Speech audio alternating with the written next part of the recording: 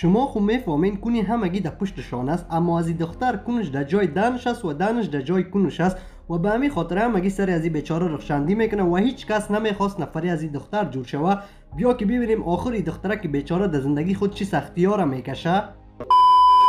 دوستا فیلم ما امروز همی دخترک به نام صدف شروع میشه که دانش در جای کنش است و کنش در جای دانش و به همین خاطر همیشه جگرخون میشش و صدف از خاطر همین چهره عجیبش تنها بودن خوش داشت و یک روز آخر تصمیم میگیره که بیرون رفته در یک هتل شیشته نان بخوره و همین که صدف در هتل رفته میشینه و به خاطر سفارش گرفتن گارسون که میآیه پیشش ایره میبینه سری بیچاره خنده کردن میگیره و ایره دیده صدف گریان میکنه چون چهرهش مثل مردمای دیگه نرمال نیست و صدف پیش از اینکه در اینجا بیایه یک عکس گرفته در اینستاگرام انداخته بود، اما اینستاگرام اون عکس پاک کرده بود و دلیلش هم بود که در این عکس فاشی را نشان میداد. فهمیدین خونه از امو عکسای پتاقی را میگم و فعلا امو گارسون به صدف یک سوپ گرم و نرم میاره و صدف با کمک یک پایپ او سوپ از پشتش یعنی از دهنش شوب میکنه چون دهنی از این دکونش است و بعد از خوردن سوپ صدف خانه روان بود که در اینجا دو بچای لودکون رایش گرفته آزار دادن میگیره بیچاره را و صدف یک رقم کده موتر گرفته از اینجا گریخته خانه میره و بعد از این ما یک بچه را به نام امیر گلابی میبینیم که بسیار زیاد غمگین است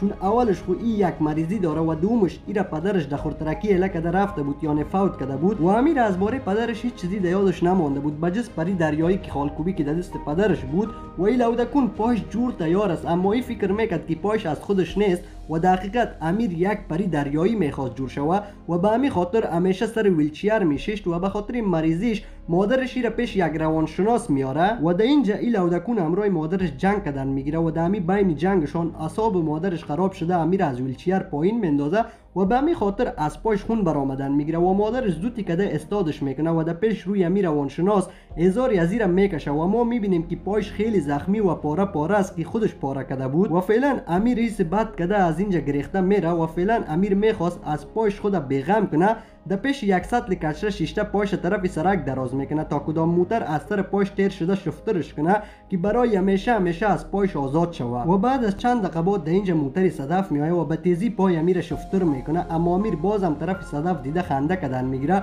و صدف ایره دیده ترسیدن میگیره و از چهرهش معلوم میشد که بیخی گوش رفته و در اینجا لینگای امیر دعوا سیخ میشه یعنی میمره و فعلا دیگه امیر از این دنیا آزاد شد و بعد از این صدف خانه رفته دلخوری میکنه گرچه در غلطی و بچه کشتم اما خو قتل میباشه میگه و به همین خاطر امرای پدرش هم گپ نمیزنه و چند روز بعدش سالگیری صدف میباشه و تنها امرای پدرش سالگیری خودم میگیره چون هیچ دوگانه دوست رفیق نداشت و فقط تنها می پدرش هر چیز خود فکر میکرد که یک دم در تلویزیون خبرها رو نشان داده خبرنگار میگه کدام موتروان یکی رکت موتر زده و بعد از زدن او از اینجا فرار کرده و این خبر پدر صدف شنیده میگه در این دنیا چه رقم نفرای بی‌وجدان است که یکی رکت موتر زده باز چطور دلش میشه او انسان کمبخت همونجا اله کده بره و ایگه پدرش شنیده صدف خیلی جگرخون میشه و بعد از این پدر صدف به شادخت خود توفه سالگیریش میته که یک ماسک اسب است تا که صدف چهره خود از پیش چشم مردم پد کده بتانه اما صدف این توفه اصلا خوشش نمیته و به همین خاطر گریان کده یک تصمیم میگیره که خانه را اله کده بره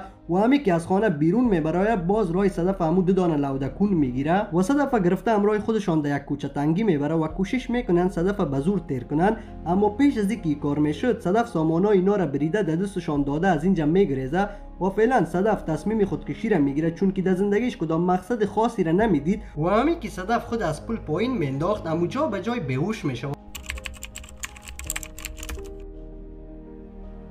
و بعد از این ما یک مردی رو به نام ظاهر خلقه میبینیم که عکس نفری خود سعی کرده دستکی میزد اما نفری از این هم در یک مرض به نام بواسیر مبتلا بود که از خاطر همین مریضیش چهره از انسانای نرمال که در بیخی فرق داشت و در می بین در اینجا مادر ظاهر میآیه و بچه خود در این حالت دستکی زدن که میبینه بیخی بیهوش میشه در حقیقت سر مادرش حمله قلبی آمده بود که مادرش از پیش ظاهر هیچ خوش راضی نمی باشد چون که ظاهر یک دختری عجیب رقم دوست داره و به همین خاطر مادرش حق کده از خانه بیرون میندازش و بعد از این ظاهر در نفریش فریده روی کشال زنگ میزنه اما فعلا فریده روی کشال یک لونده دیگه پیدا کرده بود که نامش جباری بیدول است و این هم بسیار عجیب رقم است چون که چهره از این هم در یک حادثه سوخته بیدول شده بود و این دو نفر از ساتشان همراه یکی دیگه بسیار زیاد خوب تیر می شدن و در این طرف ظاهری رقم دخترها را دوست داشت که معلول باشه یعنی کج و کور باشه و فعلا جباری بیدول به فریده روی کشال میگه تو همراه ظاهر دیگه گپ نزن و رابطه تان همراه یکی دیگه ختم کنین. و فعلا دیگه فریده روی کشال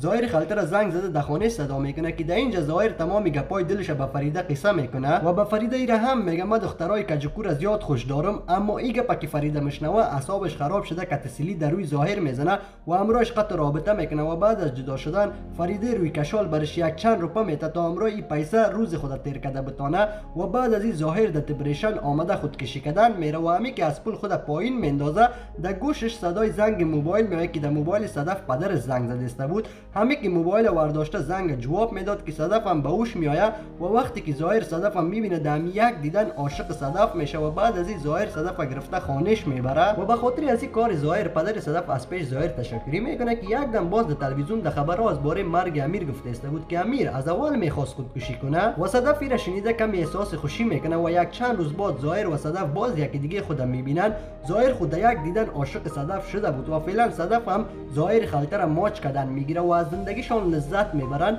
و در آخر فیلم ما میبینیم که فعلا امیر پری دریایی جور شده بود و بسیار زیاد خوش است و فعلا من براتون نمیگم شما از دیدن این فیلم چی را یاد گرفتین. خودتان در بخش کامنت بگین که درسی از این فیلم ما چی بود و اندیوالا و دگانای کج کورتان تک کنید تا از زندگی خود هیچ وقت ناامید نشوند. کی میفهمه که در قسمت اونا هم شاید یکی نوشته شده باشه و ویدیو را لایک و اشتراک گذاری حتما کنید تا از ویدیو جدیدمان با خبر شوید.